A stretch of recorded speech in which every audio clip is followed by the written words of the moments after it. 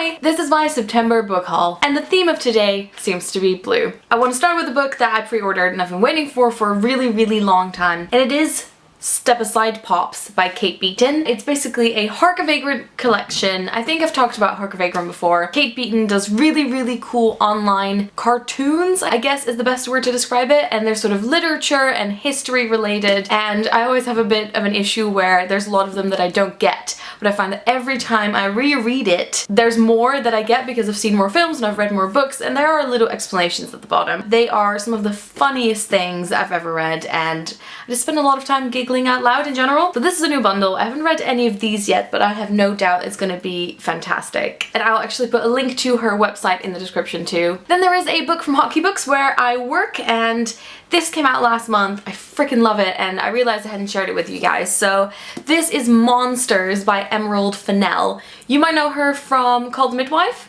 because she's an actress on the show. She plays Patsy. I still haven't quite figured out how this has sort of sprung from her brain, because this is one of the creepiest YA books I have ever read. It's about two 12-year-olds who meet each other in a small town in Cornwall, and they get obsessed with some of the murders of young women that are happening in town. And it's creepy on a level where if you give it to a 12-year-old, they wouldn't quite understand why it is so creepy. It is just a fantastic read. It's really quick, it's lots of quirky characters in the small town, and it just feels so dark and sinister. I also really love this cover, which is sort of inspired by seaside town postcards that seem really normal, but then when you look a bit closer, you might notice something else. Then I bought a book basically recommended by someone on Tumblr. I read a really interesting post about the Count of Monte Cristo, and the book is The Black Count by Tom Reiss, and the subtitle is Napoleon's Rival and the Real Count of Monte Cristo, General Alexander Dumas. I think that's how you pronounce it. I'm probably making a fool of myself, but that's what I'm gonna go with. I really enjoy nonfiction. I don't read enough of it. Alexander Dumas just seemed like a really interesting person to read about. I actually have not read The Count of Monte Cristo yet, but I do plan on reading it. I absolutely adore the film, so I'm gonna give this a go. Then Alan Lane, an imprint of Penguin, sent me 7 Brief Lessons on Physics by Carlo Rovelli. It is so shiny and pretty, and it's basically just a very short sort of bundle of lessons on physics, as the title says. It's been translated from, I'm gonna get this right, Italian. On the back it says, "Here on the edge of what we know, in contact with the ocean of the unknown, shines the mystery and the beauty of the world, and it is breathtaking." Then I got a personal recommendation in the mail from a publisher based on a tweet that I sent a while ago, and it says, "Saw your call out for more space YA on Twitter. Your wish is our command."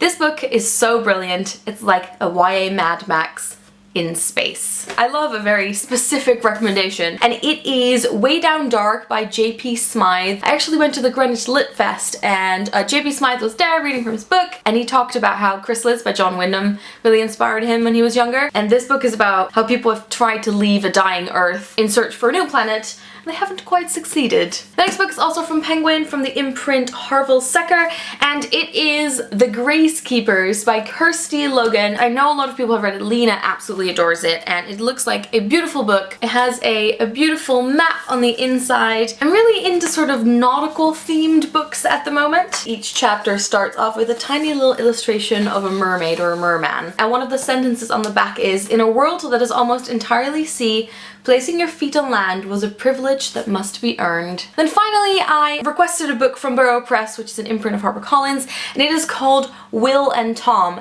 I saw this on Twitter. They were tweeting the cover and it looked friggin' beautiful. As far as covers go, this is exactly my cup of tea. It is by Matthew Plampin. It says on the back, "Two artists, two friends, 1 week to make their mark." I really enjoy art, and I realized I don't think I've ever read a book about an artist or a painter before, especially not when they were young. This for some reason really reminded me of the film Effie Gray, which I recently watched, and I just thought if this was a film, I would definitely pick it up, so I'm interested in reading the book.